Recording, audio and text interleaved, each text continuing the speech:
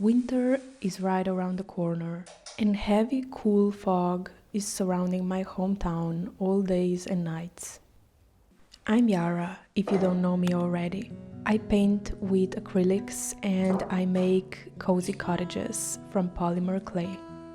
I work from my art studio at home, which is a room dedicated only for my art and work. This week I decided to do a big cozy batch of different cottages from polymer clay. I've been sculpting from polymer clay for about 6 months now, and my creative path feels really aligned with who I truly am. I always loved the idea of using more mediums for making art, but I could never find another after acrylic painting. Drawing is fine, but it doesn't really hit the spot the way painting does. And pottery is also cool, but for me it doesn't really express the depth I want to express with my art, although I love the mugs and plates I've made. What I'm trying to say is that I love all art, but I'm really happy I found polymer clay this year because it really checks all the boxes as a creative medium for me. Polymer clay to me is semi-easy to work with, and I'm gaining the skill really quickly. It comes in all the beautiful colors, and I can mix all the ones it doesn't come in myself. It's durable and super sturdy, so I can make art that people can carry around and drop on the floor, and it will stay the same. And the thing I love most about it is that it makes my dear cozy cottages 3D, so they feel even more real than in my paintings. Well, that is debatable. Painting is, and I think forever will be, my true passion, but it certainly does give another dimension to my cottages and the feeling of my art. I love how I can actually hold my cottages and put them on my desk and hang them on my keys. It's a different feeling than having a painting or a print, which is still amazing, but it's just different. The thing I love most in how polymer clay changed my art process is that I love the days when I feel tired and cold and I can just sit at my desk and sculpt cozy cottages all day long. I think this was the thing that first drew me to try polymer clay, because I watched polymer clay sculpting on YouTube and it just seemed so cozy when artists would just sit at their desk and watch something or listen to a podcast and just sculpted their little creations. And it really is as good as it looks.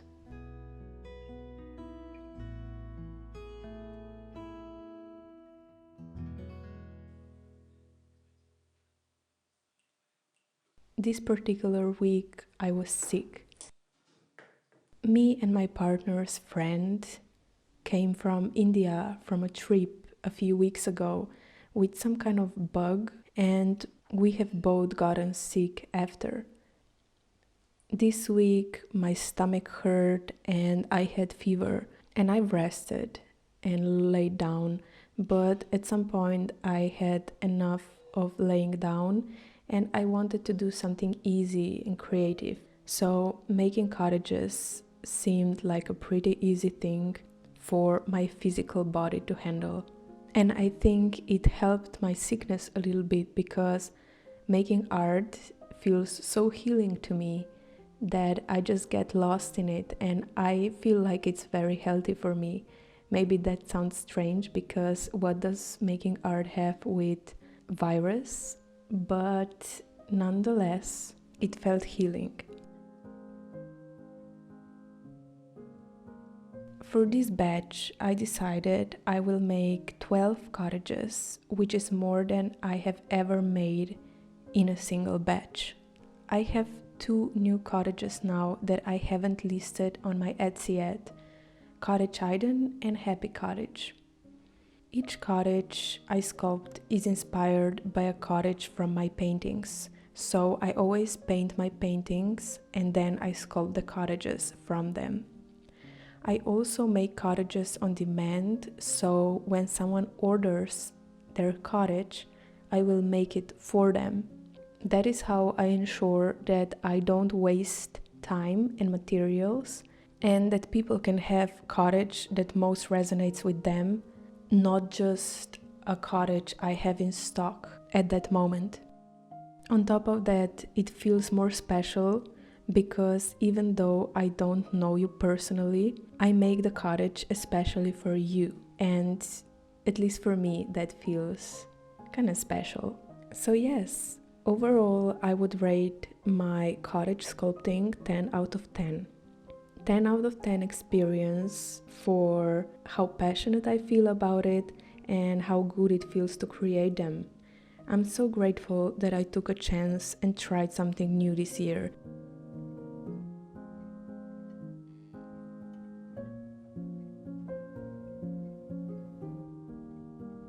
If you have something that has been lingering in your head and that you want to try, please do it. I believe you feel like you want to do something for a reason. I wanted to quit my dreams of becoming an artist so many times because it was hard and I got no feedback for years and I was scared of putting in all the energy for nothing. But after long and many contemplations, I noticed that there is a burning wish in me for becoming a full-time artist. And this wish is persistent and consistent and always there so clearly. And I thought to myself, what is the purpose of this burning wish that lives there in my soul? I believe that there is a purpose behind things, and maybe I'm a bit woo-woo in that sense, but I don't believe in coincidences and randomness, at least not in that what we feel. I figure that this wish is there for a reason, and the reason is really obvious: for me to become a full-time artist, probably. Without it, I could never do it. It would be way too hard. I have needed and I still need this wish to keep on going. And the wish is so burning and persistent that I would act totally against myself if I would stop working on it and go do something else. So I have settled on this. There is a reason we wish for things, and there is a reason we feel the way we do. And our bodies are intelligent, and this universe has some kind of alignment that we don't truly understand, I don't think, but we have our bodies, and it's smart to listen to them when they show us the way. Listen to yourself, act upon your wishes, because in my personal experience, there are amazing gifts there waiting to be received by us following our true selves, our integrity. Just as I found my love in sculpting these little cottages, maybe you have your future love there, ready to be discovered. And this world, this life, can sometimes be really uncomfortable as it is. Don't postpone something that can potentially be fulfilling for you or make you just a little bit happier. It doesn't make any sense. We should be nicer to ourselves and take our feelings more seriously, I think.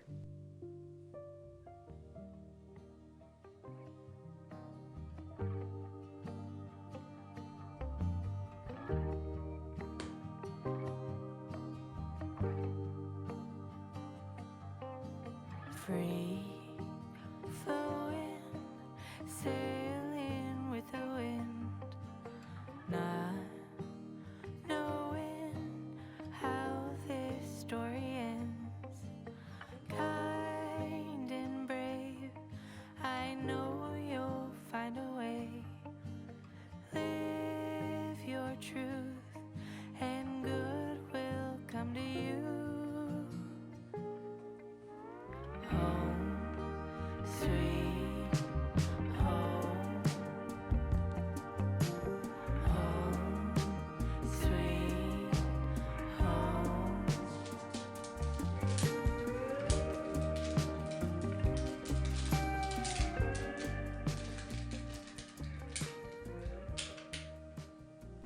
So I had to bake my clay in the oven for 30 minutes. In the meantime, I'm gonna pack some orders.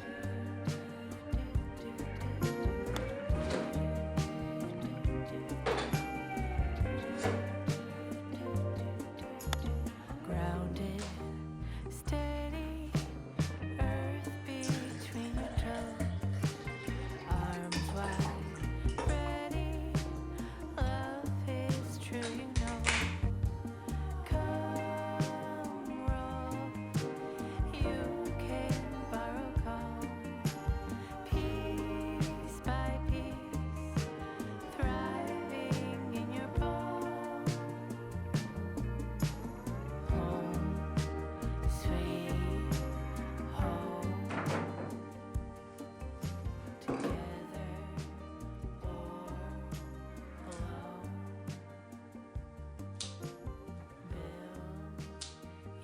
Thank you so much to Melissa, Anya, Bridget, Noah, and Anna, and others for purchasing my cottages and my cottage art and supporting my dreams of sharing beauty and a feeling of home. By the way, no pressure to purchase anything from my shop, but if you decide you want to, there is a special discount code only for my YouTube viewers, and it is YouTube Friends for 10% off anything in my shop. And I would really love for you to use this code because I love seeing people coming to my shop from my YouTube channel. I feel even more love when I see you guys coming from here because I think YouTube videos have this feature of really connecting us more than other platforms like Instagram or Etsy itself.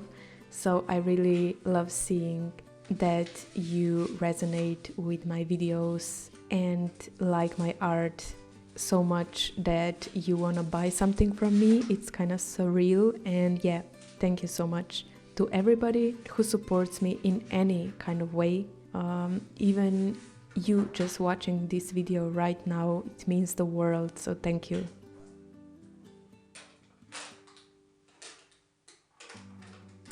After cottages were baked and cooled down, I added these metal chains to the ones meant to be keychain charms.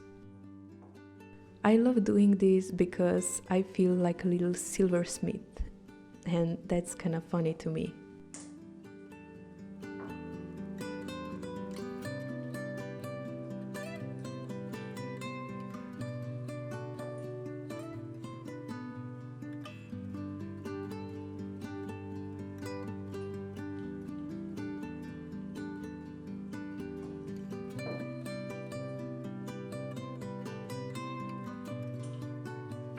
After that, I glaze my cottages with protective layer of glossy varnish.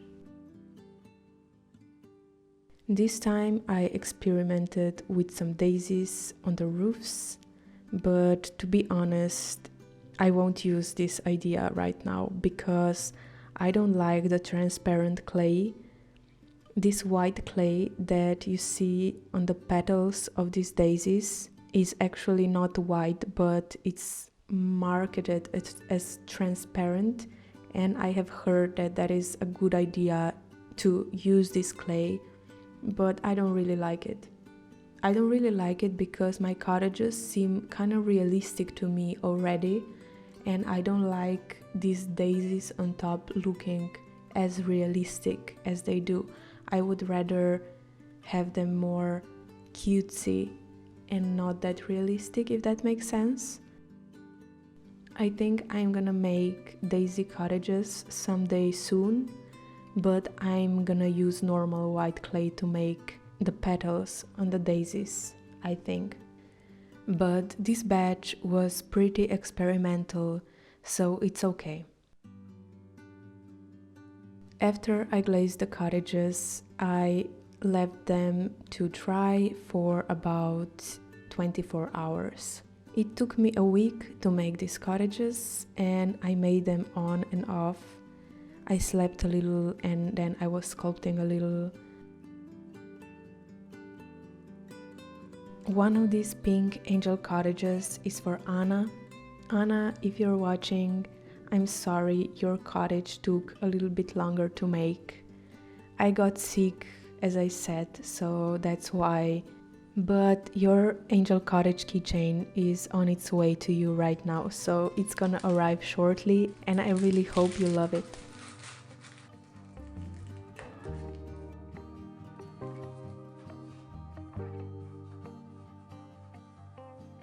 free. I make my cottages to remind us all that we are already home within ourselves. My cottages are symbols of home, and I hope that in my studio with me you got a little bit of comfort and you remembered, even if only for a second, that you are home already.